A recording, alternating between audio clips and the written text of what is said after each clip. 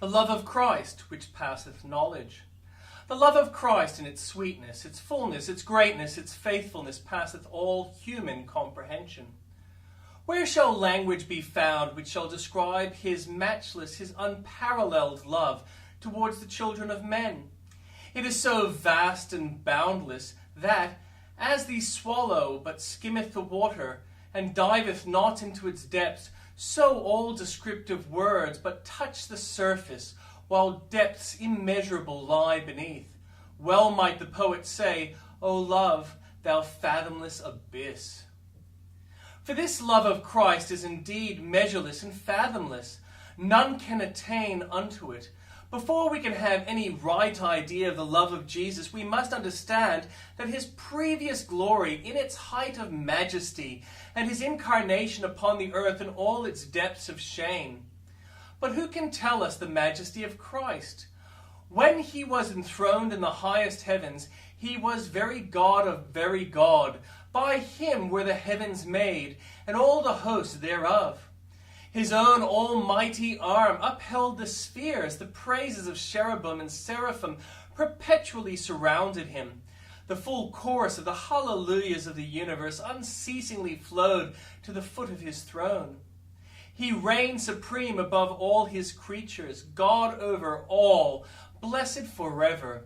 Who can tell his height of glory then? And who, on the other hand, can tell how low he descended? To be a man was something. To be a man of sorrows was far more. To bleed and die and suffer, these were much for him who was the Son of God. But to suffer such unparalleled agony, to endure a death of shame and desertion by his Father, this is a depth of condescending love which the most inspired mind must utterly fail to fathom. Herein is love, and truly it is love that passeth knowledge.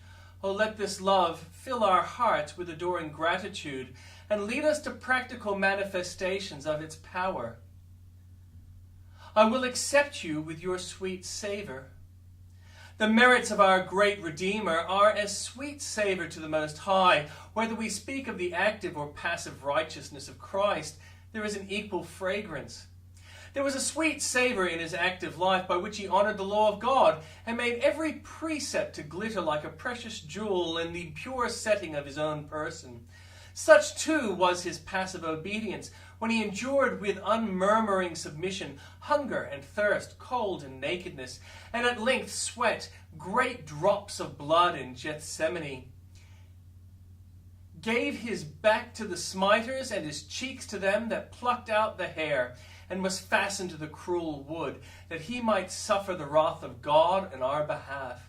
These two things are sweet before the Most High, and for the sake of his doing and his dying, his substitutionary sufferings and his vicarious obedience, the Lord of our God accepts us.